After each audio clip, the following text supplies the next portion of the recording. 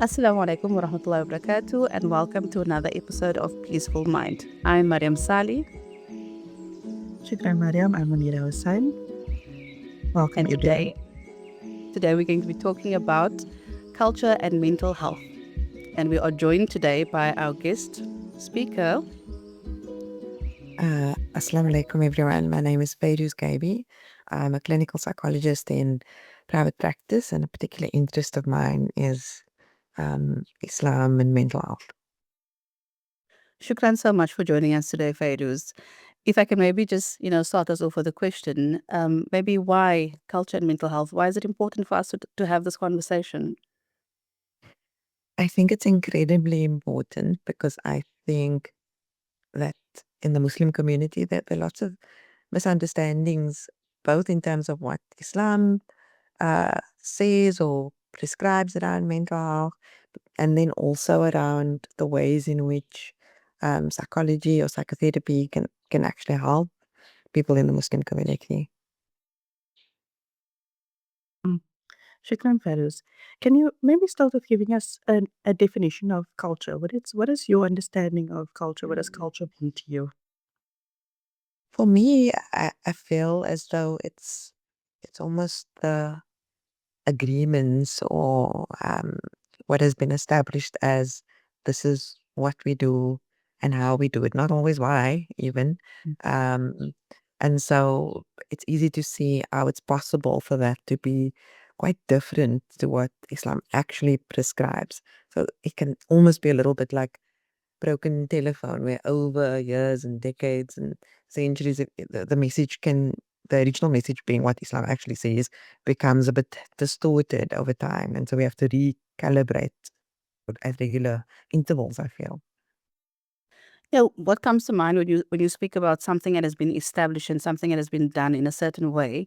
The term that comes to mind is generational cycles. And I often hear this term, when we talk about things and we talk about culture and mental health, especially, we talk about generational cycles. Can you maybe talk us through that, what it means, and how it plays out in mental health? So I think that, yeah, generational cycles are essentially generations and communities acting out unprocessed emotions and traumas. And so I think what we see, and then what can generational cycles could be part of culture and see culture and cultural norms, um because people are don't actually even realize what's happening. Um, and so this is why it's so important to bring consciousness and awareness, and that is truly actually the only way to become aware of the cycles firstly, and how to begin to change them. This is such gold stuff, Fairuz. It's so relevant from our background. We most of our parents and our grandparents were immigrants. Growing up in apartheid South Africa, needing to earn a living, and it was all about just finding food to put on the table. There was no talk about emotional health and trauma and processing trauma. And now, of course, we are a few generations down and sitting with the stuff. Do- Is that what Yes, you see? absolutely. Yeah. Yeah, no, definitely. I think I always, yeah, feel the need also though to say, in their defense, it makes complete sense why that had to be the focus. It's impossible to think about anything else if, food security, just basic safety is not set.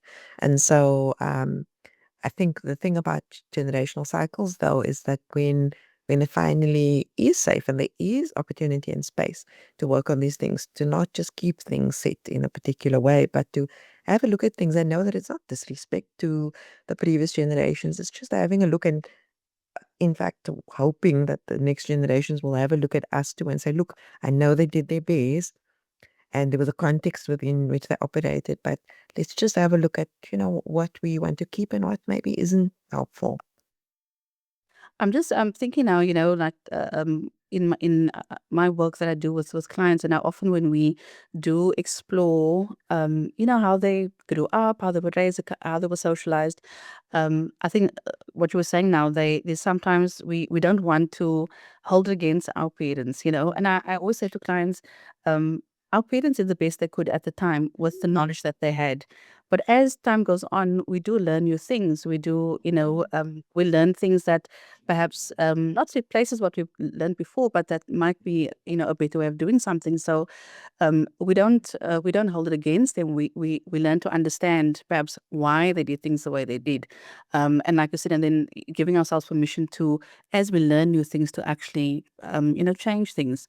Something that I thought of when you were talking about those generational cycles. As you know, my research is on Muslim mental health, and I remember one of the things that came up was where a participant shared, we'd be told if you were feeling anything, and I think this is people not understanding what they're feeling. But obviously, when you are feeling down, you just kind of withdraw, and you go into like a silent mode, and people are told to just rock yourself, Ref, you must just get up and move Mm. on, and it speaks to that kind of survival that they perhaps had to be in, where you didn't have time to actually sit and process and understand what you're feeling, but you needed to just continue.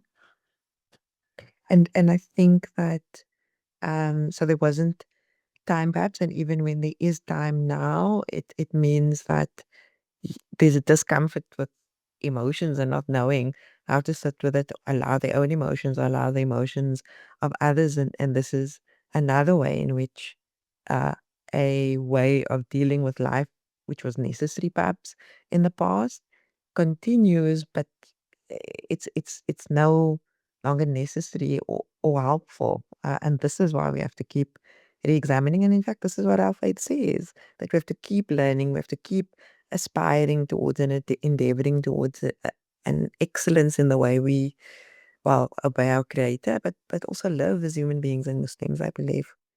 Yeah. Fairuz, can you give us some examples of how generational trauma plays out? So, what are some of the things that people can recognize in themselves? Um, So, um, so some of the stuff I see quite regularly in my practice is an expectation that children, even children into adulthood, um, obey parents without question. And unfortunately, this can even include things like obey as in constantly supply a parent, or it is known as a gambling habit with money, for example. And so this, unwavering and unquestioned obedience just has to happen. And oftentimes it's related to the parent having had to just obey their parents. Um, but unfortunately, so that's something I see quite often. There are also things around just secrecy and hiding things as an attempt to, it's overtly, apparently, an attempt to protect the honor of the family, but it causes a breeding ground for the most horrendous situations to continue and take place. Mm. Mm. Another thing that's coming up for me is this. I think there's also a misconception that going to therapy means you're going to sit there and trash your parents.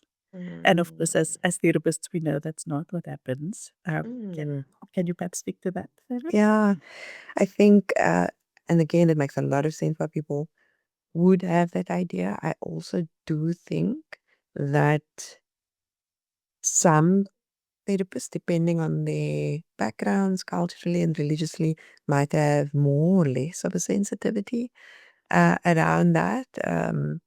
And so I would, I imagine, certainly for myself, it's the case that as a Muslim, I try very hard to have sensitivity around that for my clients. I even had a client recently ask, is it not un-Islamic to reveal you know, the, the, the faults or the of, of, of a family in therapy because you're supposed to hide it. And I do think it depends on the intention behind things. As I spoke to her, you're not expressly to, it's the aim is to be able to badmouth or to share people's dirty laundry. It's actually because you're endeavoring towards a better relationship with these people that you love, but that you have complicated relationships with, as we do with, as all of us do, really, with our families, as some more than others, of course.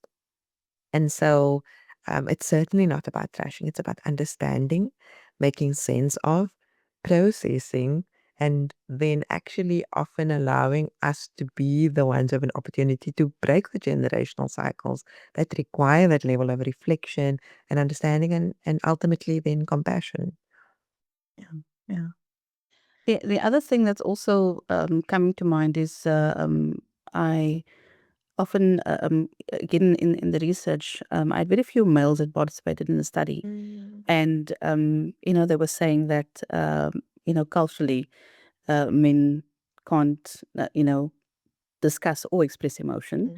Mm. And they need to be strong, and it almost needing to be this hard person, and not be affected by struggles and things like that. And so when they do experience, it's such a big shock for them. Is this something that you've experienced as well in your practice? Can you maybe speak about that a bit? Yeah, without a doubt. So this idea that masculinity and to be a man means a stoicism and uh, not only at not expressing your emotions, but uh, disconnecting yourself from them almost completely. We can never completely disconnect, but almost completely as well. And of course, that is usually problematic. I'd also say that it's if we are to look at the example of our Prophet Sallallahu Alaihi Wasallam, he was somebody clearly incredibly connected to his emotions, clearly incredibly emotionally intelligent. And so, um, you know, it really actually flies in the face of what we know about the perfect example of a Muslim. So this is something that I depending on if, if even if it's a Muslim client and they perhaps it's not a way in which they want to engage with the therapeutic process is through their faith, and of course this wouldn't be an approach I would take. But for those who do, this often sets off a bit of a light bulb and helps them to realize, oh, probably this unhealthy or this let's not give it let's not judge it, this detachment from my emotions is as a result of the context, and in contexts like ours, whenever there's been um trauma that's so widespread at a societal level, like in ours with apartheid, of course it makes sense that men had to detach. They were often the ones who were going out there and then experiencing the discrimination at a work level and so onwards. And so again, if we just understand and have compassion, we realize, oh, so that's probably what it was about. But hang on, we don't have to continue this. And in fact, we have such a great example in our Prophet as to how we can engage with emotions in a way that completely affirms our masculinity and, is healthy and good for all. Yeah. Yeah. Another thing that's coming up is this relationship between culture and Islam, culture and Islamic tradition. And yeah, so growing up, I kind of always thought they were the same. And one of the best things I did for myself was realizing, starting to reflect and think about, okay, what is from culture and what is actually Islam? Because of course, there's nothing wrong with culture except when it Mhm. contradicts Islamic teachings. And so we need to be aware of that. Like you're saying, we culture doesn't speak to Islamic tradition, and it doesn't always. Like you're saying, Mm. with the gender norms, it doesn't necessarily come from Islamic tradition. It comes from our cultural values, and so to reevaluate that, to recognize that, and then to change behavior accordingly. Beautiful. Shukran for sharing that. Definitely. Yeah, it's such a difficult one also because I think that Mm. unless you know, sometimes we don't actually know that it's culture and not Islam. I think especially I find here in Cape Town, especially, and maybe in South Africa, because we're such a multicultural society, that it's sometimes difficult to discern what is culture and what is religion. And I mean, even for me, I try to read or listen to lectures and things so that I can even understand. And so when it does come up, I'm able to, make that distinction. And I've had situations like that with clients where, I've raised something, or what I sometimes do is say, let's both, go look this up. Let's go research this. Let's go look this up. And then and then we come back to the conversation.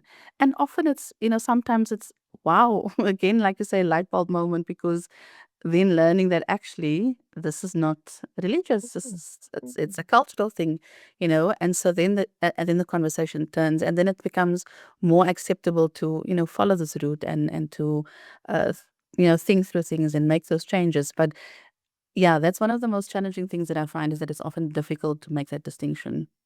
Yeah. And And besides, making that, oh, sorry. now many of our cultural traditions um, are really good for increasing our religiosity. For many of our cultural traditions are actually great for promoting Islamic practices, but it's those problematic ones that we don't always realize. Fairuz, go ahead. I think that, yeah, unfortunately, also what I see a lot, and something that I feel quite strongly about, because as something that a particular interest of mine are the ways in which certain cultural norms or practices within the Muslim community actually pushes people away from their faith and from Allah. And so, what I think some of the most damaging cultural practices or norms or ideas or accepted beliefs are the ones where uh, Islam is weaponized in a way. Um, and again, it's not because I believe there are certain segments of our community who are inherently evil and bad. I think that oftentimes they've been at the receiving end of being the uh, disempowered party, and then sometimes very unconsciously they start acting out being the empowered one. But of course, if that is the dynamic, that means there are those with the rights and those with no rights. So um, I often see that this, as Muslims, we are supposed to be on the side of justice to the extent that we speak the truth, even when it's against ourselves. And so it's obviously deeply incompatible with situations where people are saying, um, no, this person is experiencing sexual abuse from the father, but can't move out of the house because she's unmarried, and uh, things like that. Or situations where it's just that, yeah, people, one group is being, their rights in many ways are being taken away, but because there isn't a true understanding of our faith, that it's being said that no, this is how it is in Islam. You honor your mother even if your mother is abusive towards you. Yeah. You brought up power dynamics now, which is one of my favorite topics. But I think it's something that we struggle with in daily life. I mean, in our families, at work, all over the place. So, where there is this power imbalance, and you have perhaps a parent or a senior person at work talking to you about the cultural tradition that you believe is not Islamic, or you've done some research and you know that it's not Islamic. Any tips for how to address that conversation, or how to handle that situation? Should there even be a conversation with that person? It's tricky. It depends. I mean, if it's at work, like, I don't know. I don't know if it's worth, you know, having a conversation unless it affects the way things are done in that workplace. In our families, it's a very, very difficult one, but sometimes a necessary one. I've had clients where, after decades of keeping up a facade and protecting, or not, I mean, but yeah, helping the mother protect the perpetrator, was the sexual abuse of my client, that this person, I finally feels like I have to speak up, and I have to start taking a stand on certain things. And so it's a very difficult situation, and I find sadly, maybe I just see the instances where things don't go well, and that's why people come to me. But I find that they often have to stand alone, um, and so that's a hard and painful one. But I truly believe that it's those situations in which we do feel alone that Allah is helping us to gain draw closer to Him and gain a intimate aloneness with Him. Actually, Mm, mm. Something that one of my childhood teachers always said is always maintain respect, regardless of what situation you're in. You know, if you're speaking to an older person or if you're speaking to anyone, even if you know that you're in the right and they're in the wrong, that you need to do it in a respectful manner. Because as soon as you lose respect, you've lost the person and they're just not listening to you anymore. And I think that's particularly important in our community. Um, Mm. yeah, and maybe rightfully so. That we always need to be respectful in the way that we interact with others. But when there's this sort of conflict, it's difficult to remember that sometimes. Absolutely. Yeah. But I also think that, like you were saying, Fairuz, that it's important to sometimes, stand up and have that conversation. And I know with my own clients, I'll remind them that, we don't have control over the outcome. We don't know, what the outcome will be and what kind of response we may get.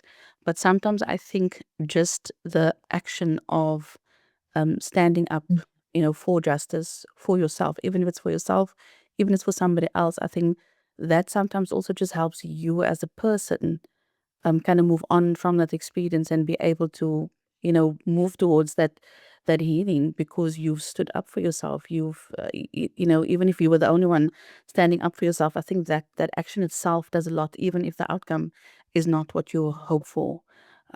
Yeah, so I don't know. I just wanted to share that as well. I agree with you completely. I think if I think of particular clients that I've had, I think of how the experience has been that, you know, the 10-year-old version of them and the 15 and 20 and 30-year-old version is hearing them stand up for them. And as a child, we don't have control over who the adults are in our life and if they fail us and how badly if they do. But as an adult, to be the adult in your life who finally stands up for that kid where doesn't that happen to them, or yeah, just to hear yourself stand up for yourself, that in and of itself is powerful. And as you said, Munira, absolutely in a respectful way. I don't think you just lose the person when you're disrespectful. I think you lose yourself. And I think there's a way to maintain dignity and self-respect and respect for the other, while still standing up for ourselves. And this is how we break the generational trauma cycles.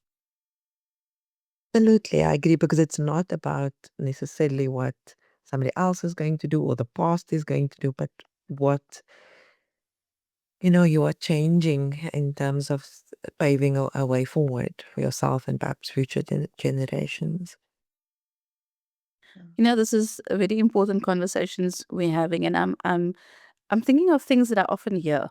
I mean, sometimes in my own circles, amongst my own family and friends around mental health and that these things don't happen in the Muslim community, or we don't need mental health, we don't need psychology, we have Islam, we have Allah, those kind of things. Would you say that ties into those cycles that get maintained? Yeah, I just wanted to speak a little to that because you obviously work with the Muslim community like I do, Munira, like you do as well. And I suppose we are in a position where we experience the kind of things that are happening in the community. And I think the broader public might not know how often these things are happening. So maybe you can speak to that kind of discourse and how it also contributes, but also the kind of that these are the kind of issues that are happening within our communities and that we do need to start speaking about it. I think that you're absolutely right, Mariam. I do think it's often not spoken about or it's deemed as something that happens when you don't have enough faith or you're not relying on Allah enough. But I think it's a ridiculous idea. It's like saying that if we as, we are Muslims and we believe in Allah, and then like things like physical health doesn't exist. It's physical health, mental health, spiritual health. It's inherent in us as human beings. It's not an idea that was, or a concept that was invented by Freud or anyone else. It always existed. And this is, I really do believe, if I think of the examples that I know of the Prophet Sallallahu Alaihi Wasallam and how he dealt with people who are struggling or in pain, that that he that he always knew this. He understood mental health inherently.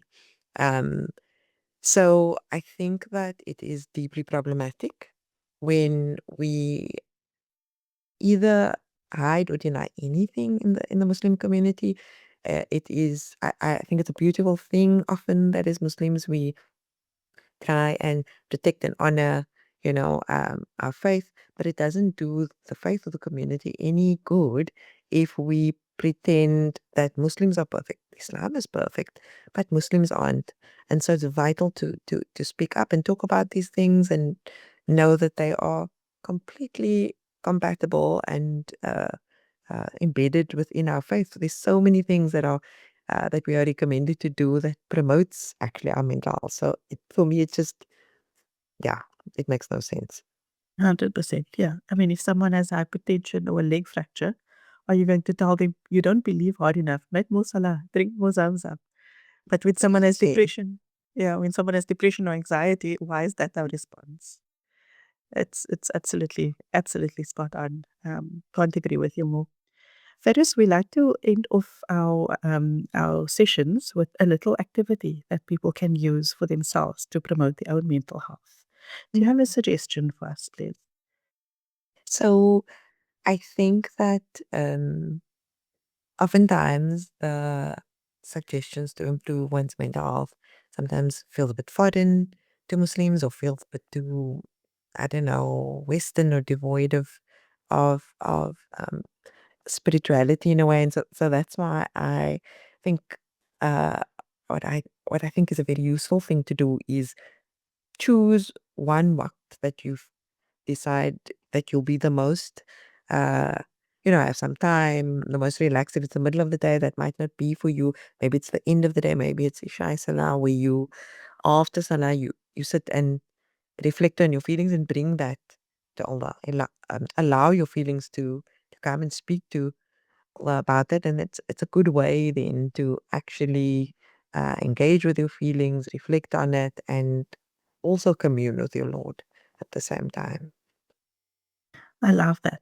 We're so busy in our daily lives that we often just don't take time to realize what am I actually feeling?